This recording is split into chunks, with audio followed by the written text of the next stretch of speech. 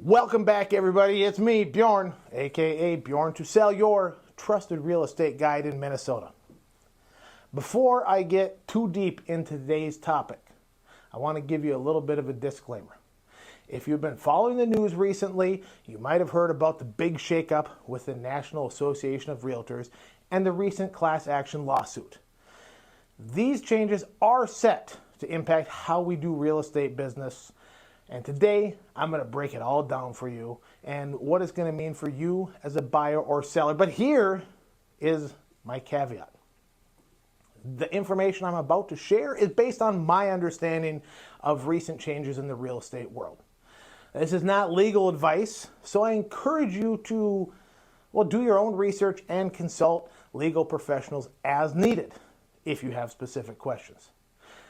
Also, the views that I'm about to express are very much my own and don't represent anyone else. I don't think I'm going to say anything too off color here, but I'm giving you that warning. Now, that's out of the way. Let's jump on into it.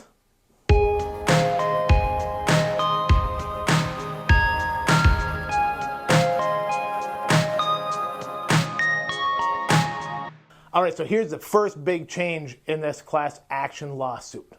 Let's talk about something that's been a standard practice for a long time, and that's how commissions are handled and displayed on the MLS.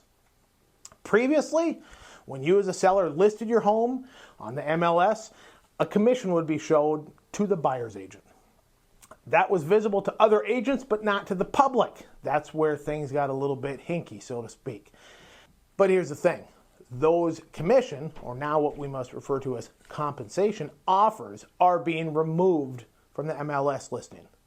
Why does that matter? Well, this is the theory that for a long time, the amount of commission may have or could have influenced homes that buyers' agents chose to show. Naturally, agents want to get paid for their work, right? I like coming here and talking to you guys. I love showing houses, but I can't do it for free. I got to eat. But this also means that decisions could be swayed by the commission being offered, not just the home, not just what was in the best interest of the client. Now, with compensation no longer being shown on the MLS, agents will focus solely on what's best for you, what you, the buyer, are looking for, without that compensation lurking in the background. It's a move towards transparency and fairness. That's the theory, at least. With all this being said, what we're probably going to see is that compensation is in fact removed from the MLS, but we're going to be able to see it other ways and have conversations with listing agents if I'm working as a buyer's agent. Furthermore, this is the part that I want to add, and this is very much my opinion and my experience.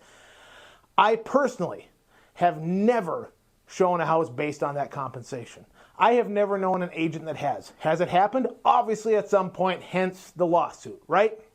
For me, I will show the houses that you want to see. I will write the offer on the house that is best for you, that's going to achieve your goals.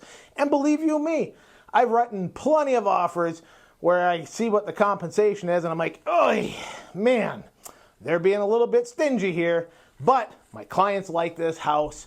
Let's get the deal done. Because at the end of the day, as an agent, what's my job? To close deals. All right, so there's the first big change, how compensation is being displayed and being offered. One more quick point on all that.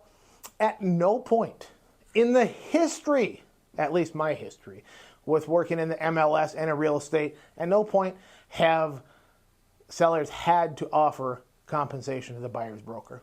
It's never been a law. Now, has it been a practice to help market a house and get it sold? Yeah, because that's how business works. But things are changing a little bit, as we talked about. Now, let's talk about the second big change, and that's a mandatory written buyer's broker agreement. What is this all about? Well, moving forward, before myself or any other agent working as a buyer's agent can show you a property, you're going to have to sign an agreement that says you are represented by me as an agent. This isn't just paperwork for the sake of paperwork. In my opinion, this is actually a very good thing.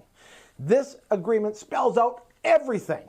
What services the agent is providing, how they're getting paid, and what their responsibilities are to you, and what your responsibilities as a buyer are. It's all about making sure that you and your agent are on the same page right from the start. So what do these changes mean for you, whether you're buying or selling?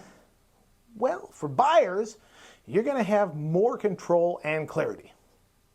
You'll be directly involved in discussions about agent compensation, and you'll know exactly how your agent is working for you.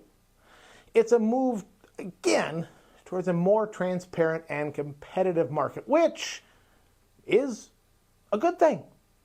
For sellers, you might need to rethink how you approach listing your home.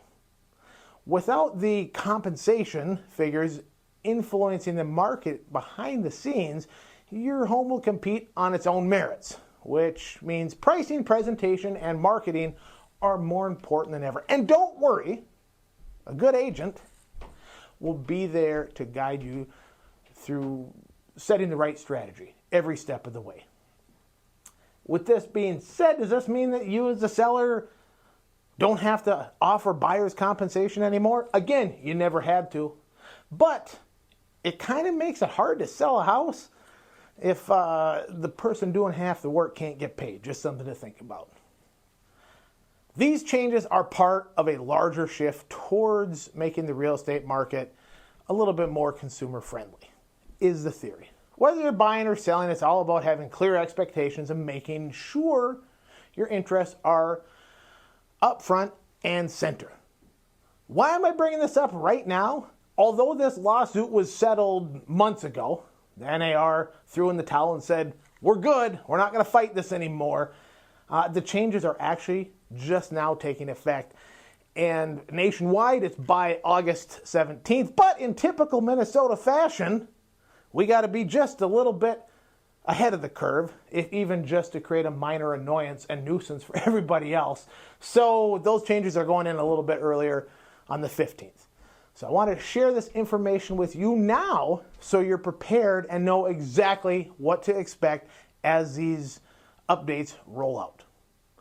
If you have any questions about how these changes might impact your plans, feel free to reach out to me. I'm always here to help you navigate the ins and outs of the real estate world. As always, thank you so much for watching. If you found this video useful, help me out by giving it a share, liking it, and if you haven't already, hit that subscribe button. And if you have any ideas, thoughts, concerns, or questions about this, use the comments below and we can get a discussion going. I'll be back next week with another great video with some more information. So until then, be kind to one another.